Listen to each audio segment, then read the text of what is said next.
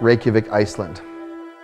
The objective for day 2 was not to leave JF behind, as people often say in the comments, but to get out of the city with JF and show him a better world, a better life.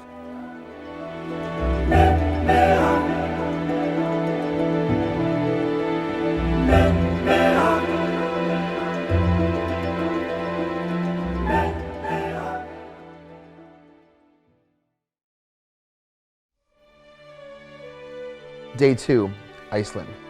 Take the number 9, subtract however many hot dogs you ate. In my case, it's 7, and that's how many hours of sleep you're going to get. In my case, precisely 2. Exhausted, forced to get up and get out of the city. But first, a little tour of Reykjavik, where I hope to find what I didn't see last night, a city full of people.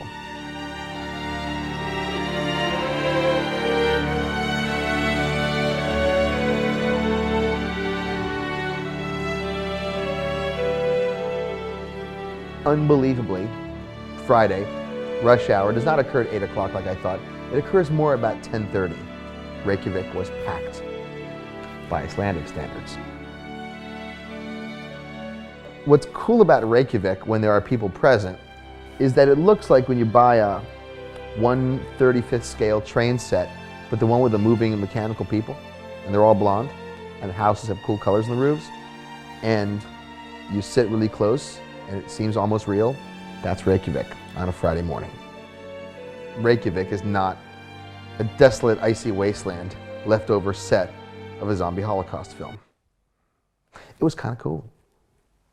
But the objective of day 2 was to get out of the city and see the real Iceland, the wilderness, where I could see firsthand the terror that is anything that occurs outside a major city. I had to prepare. Time to go shopping.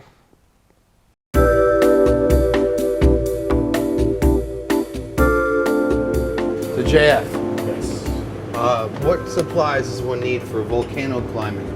We're going to a waterfall. What supplies do you need to go I don't know. waterfall You climbing? tell me. Beef jerky?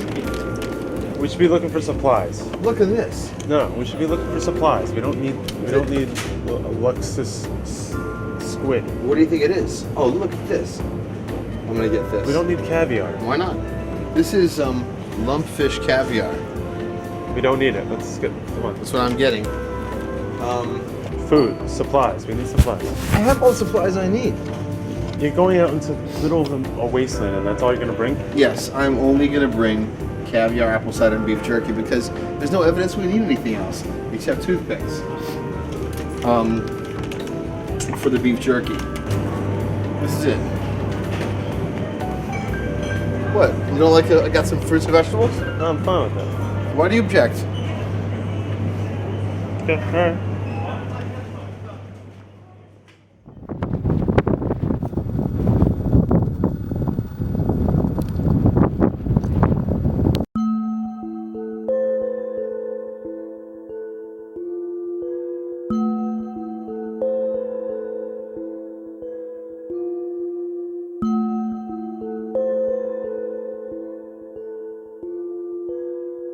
Leaving Reykjavik, we saw for the first time what Iceland really looks like. A zero visibility road laid out straight in front of you, with the sun fighting to get through a mass of low gray clouds for hours. Yeah. If you had to rate our visibility on a scale of 1 to 10, 10 being clear day, what would you call this? -2. This is We got about 50 feet of visibility. No visibility, Iceland, come on, seriously. Then the road magically got better, and the visibility got great. And then I couldn't stop thinking to myself how grateful I was to the road workers of Iceland for keeping the roads in such great condition. And then it all ended. what they must spend on road maintenance here. The road quality is actually pretty good. Oh my God. As you say that, we then hit dirt road. Oh my God. Perfect timing. Oh my God.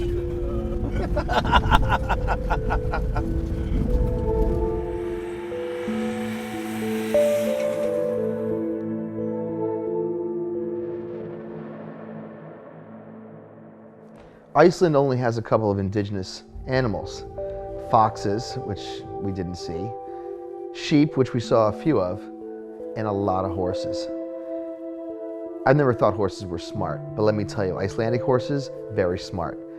Because most of the ones I saw were clustered behind any shelter they could find to get away from the icy wind of Iceland. Look at these horses all hiding together, huddled together for warmth. And they have to be. Look at that.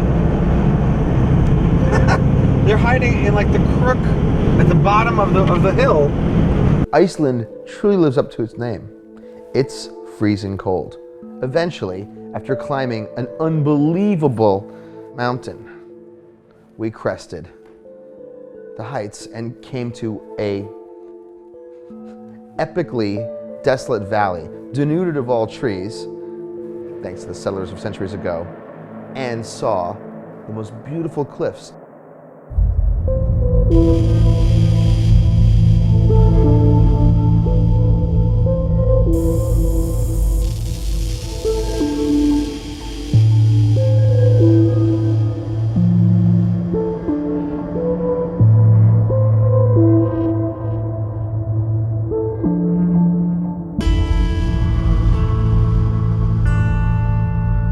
If for any reason in New York City there was a blackout and you were lost, if you saw steam coming out of the ground, you know you're headed towards a major intersection. In Iceland, steam coming out of the ground means a major tourist attraction. In this case, the beautiful town of Geysir. Population, 7.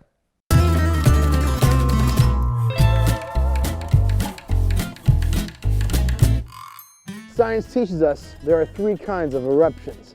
One you never ever want. The second kind you want as often as possible. But today in the town of Geysers of Iceland, behind me, the infamous hot geysers of Iceland. Thankfully, in Geysir, we once again proved that anywhere I travel, the opaque mysteries that confuse so many others just evaporate upon my arrival. I have theorized for years that it is in fact dangerous to approach a geyser and that the temperature range is somewhere between 80 and 100 degrees Celsius. Let's investigate. Oh my God! Exactly 80 to 100 degrees Celsius. It's hot. Let's keep moving deeper into the mysterious area of mysteries.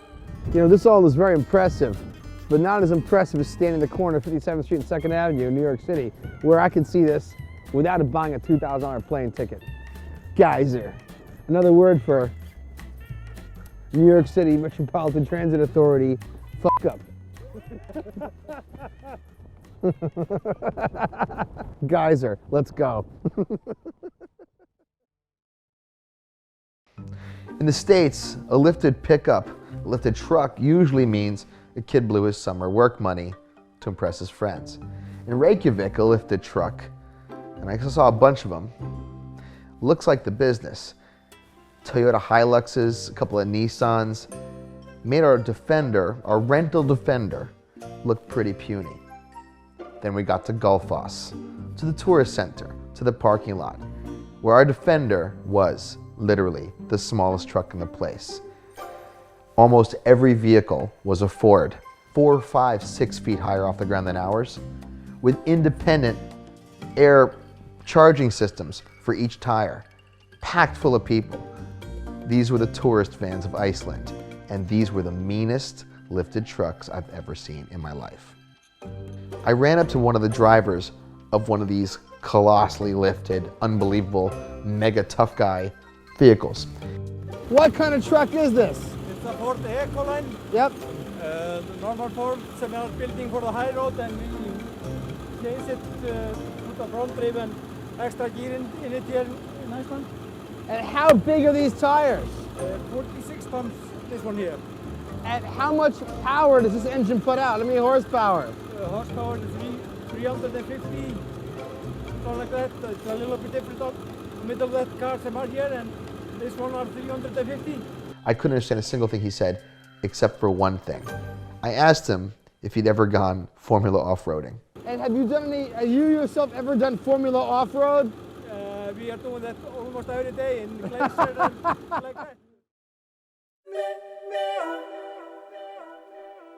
There are two kinds of nature. There's passive nature, the Grand Canyon. Nothing moves, nothing happens. The wind, animals walk by. And then there's active nature.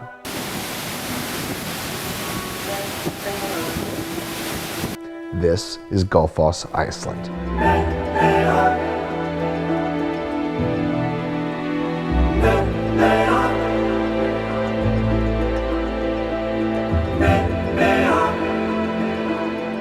One of the best things about the rest of the world outside the US is that people here are trusted to make decisions for themselves. There are no fences or gates or really anything preventing anyone from jumping in. A waterfall pretty much is the equivalent of a tidal wave going through a funnel, in this case, 50 feet from you. Thousands, tens of thousands of horsepower, the equivalent of a nuclear power plant of power, feet away from you. And here, for one of the few times in my life, I think the first time in my life, I was not protected from the true force of nature. And for all the cars I've driven and all the gazillion horsepower of all those cars assembled, if you line them up and rev them all at the same time, and you park them, and the waterfall was unleashed, they'd all be crushed. They are nothing before the power of something like this.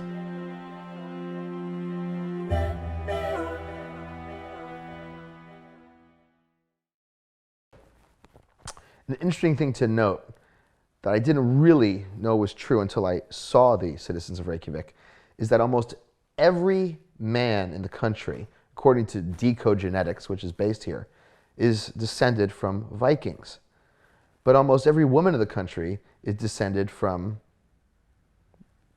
non-Vikings, which might explain something about the nature of Vikings.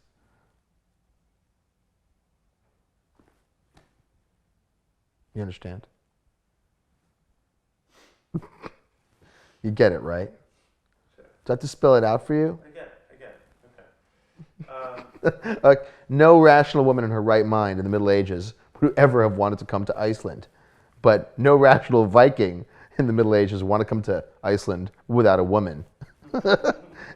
Need I say more?